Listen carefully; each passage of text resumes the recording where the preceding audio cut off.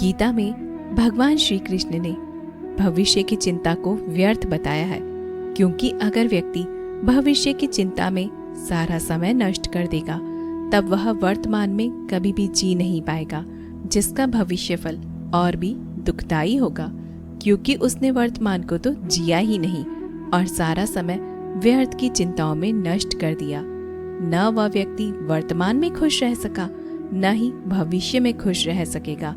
हमें बंद दरवाजों को नहीं देखना है, बल्कि खुले द्वार को देखना है। कैसे होगा यह नहीं सोचना, कैसे करना है ये हमें सोचना है।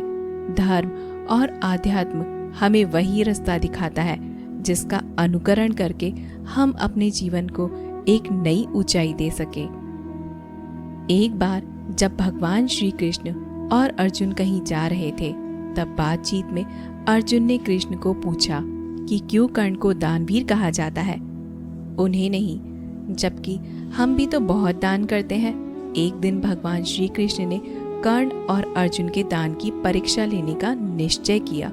उन्होंने अपनी माया से एक सोने का पहाड़ बनाया और पहले अर्जुन से कहा, सूरज डूबने से पहले उसे सारा पहाड़ दान कर देना है।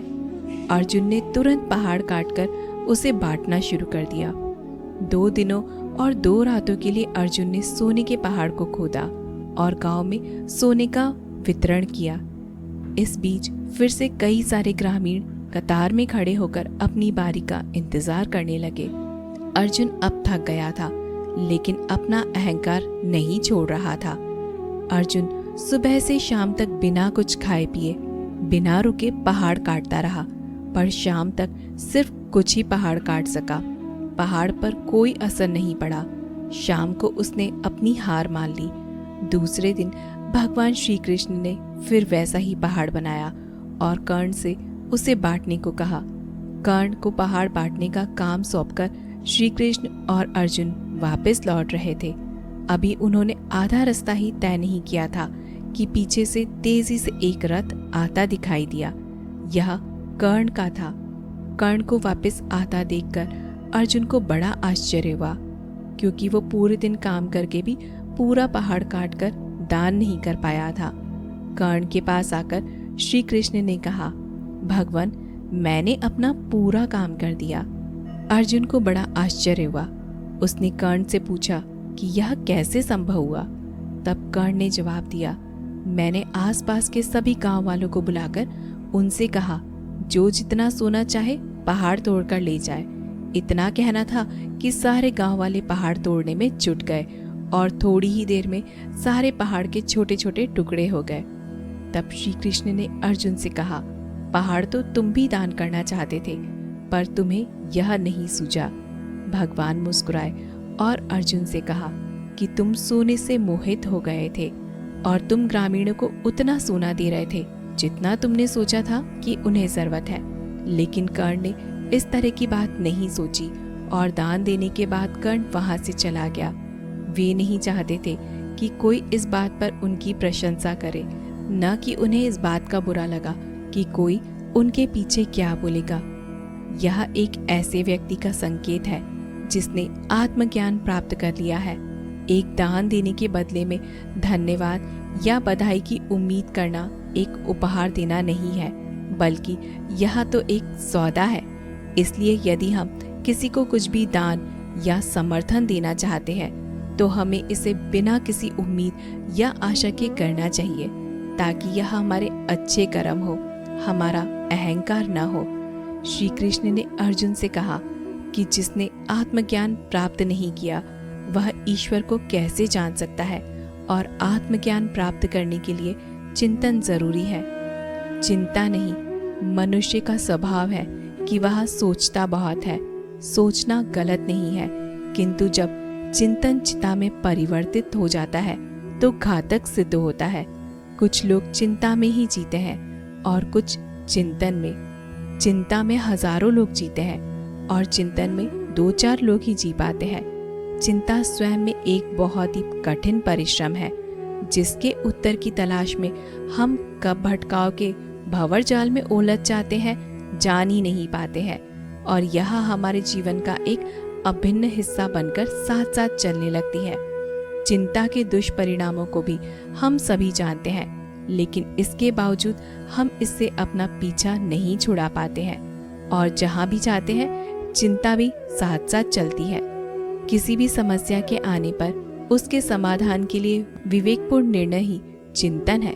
चिंतनशील व्यक्ति के लिए कोई ना कोई मार्ग अवश्य मिल जाता है। उसके पास विवेक है और वह समस्या के आगे से हटता नहीं है, बल्कि डटता है और उससे मुकाबला करता है।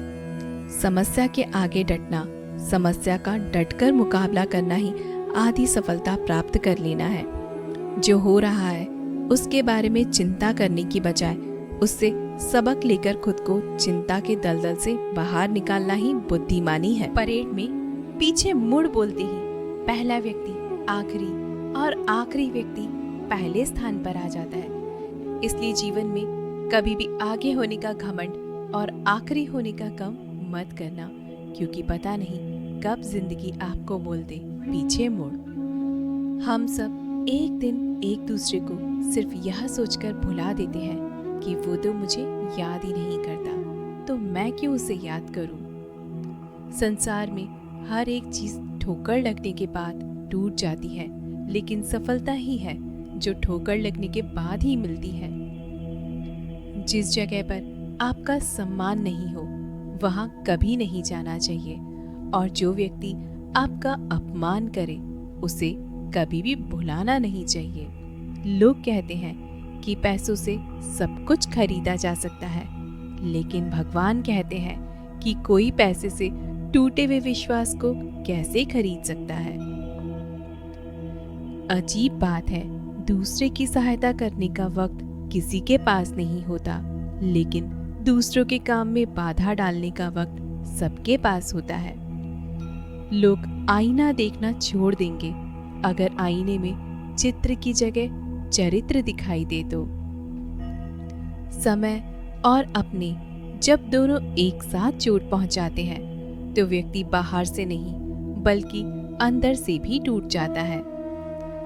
किसी को रुलाकर आज तक कोई भी नहीं हंस पाया, यही विधि का विधान है जिसे आज तक कोई भी नहीं समझ पाया। पैर में लगने वाली चोट हमें संभलकर चलना सिखाती है, वहीं मन में लगने वाली चोट हमें संभलकर जीना सिखाती है। नींद भी क्या अजीब चीज है, नींद आ जाए तो सब कुछ भुला देती है, और अगर नींद ना आए तो सब कुछ याद दिला देती है। इस संसार में तो दोस्तों ये था के बारे में हमारा अच्छा सुनने जो कि हमें ये बताता है कि हमें चिंता नहीं सुनने पर बल्कि हमेशा चिंतन करना चाहिए। तो उम्मीद करते हैं आपको हमारा आज का वीडियो पसंद आया होगा। अगर हमारा वीडियो पसंद आया हो तो इसे जरूर से अपने दोस्तों और अपने रिश्तेदारों के साथ में साझा करें। ऐसी चीज और अगर आप हमारे चैनल पर नए हो तो हमारे चैनल को तुरंत सब्सक्राइब कर दें ताकि हमारे आने वाली वीडियोस आपको सबसे पहले मिले। मिलते हैं अगली वीडियो में, कुछ देख तब तक के लिए लेकिन जब आंखों के अंदर जय श्री कृष्ण कुछ चला जाए तो देख नहीं सकती। ठीक उसी तरह इंसान दूसरों की गलतियां तो देख सकता है पर अपनी गलती उसे कभी नजर नहीं आती। लोग चाहते तो हैं कि आप बेहतर करें, लेकिन वो कभी नहीं चाहेंगे कि आप उनसे ज्यादा बेहतर करें। कितनी अजीब होती है इंसानों की आदतें। वह निशानियों को संभाल कर रखता है और इंसान को खो देता है। आपको कभी समय निकालकर अपनी कमियों पर भी गौर करना चाहिए। इससे आपकी दूसरों को आईना दिखाने की आदत हमेशा के लिए छूट जाएगी। पेड़ कभी डाली से नहीं सूखता, वह हमेशा जड़ काटने से सूखता है। उसी तरह इंसान अपने कर्म से नहीं, अपनी गलत सोच और व्यवहार से हारता है। पेड़ की डाली से गिरा हुआ पत्ता भी हमें सीख देता है कि अगर जिंदगी में तुम बोझ बन जाते हो तो अपने ही तुम्हें गिरा देते हैं। अगर आपको किसी बात का घमंड आ जाए तो एक बार शमशान का चक्कर लगा आना, क्योंकि वहां तुमसे ज्यादा शक्तिशाली लोग राख बने पड़े हैं। आप स्वयं को अच्छा बना लीजिए, दुनिया से से एक बुरा इंसान हमेशा के लिए कम हो जाएगा। साथ छोड़ने वाले लोगों को तो सिर्फ एक बहाना चाहिए, वरना साथ निभाने वाले लोग तो आखिर तक सांस तक नहीं छोड़ते। जिंदगी में एक बात जरूर याद रखना, कोई हाथ से छीनकर जरूर से ले जा सकता है, लेकिन कोई नसीब से छीनकर नहीं ले जा सकता। एक बेहतरीन व्यक्ति अपनी बोली भाषा से ही जाना जाता है, वरना अच्छी बातें तो दीवारों और पोस्टरों पर भी लिखी होती है। क्रोध हवा का वह झोंका होता है जो बुद्धि के दीपक को बुझा ही देता है। अगर आपकी नीयत अच्छी है तो आपका नसीब कभी बुरा नहीं हो सकता। पैर की मूंछ और छोटी सोच इंसान को कभी आगे नहीं बढ़ने देती। टूटी कलम और दूसरों से जलन खुद का भाग्य नहीं लिखने देती। काम का आलस और पैसों का लालच इंसान को कभी भी महान नहीं बनने देता। दुनिया में सब चीज मिल जाती है, लेकिन इंसान को कभी अपनी गलती नहीं मिलती। दुनिया के लोग कितने अजीब होते हैं, खिलौनों को छोड़कर सिर्फ जज्बातों से खेलते हैं।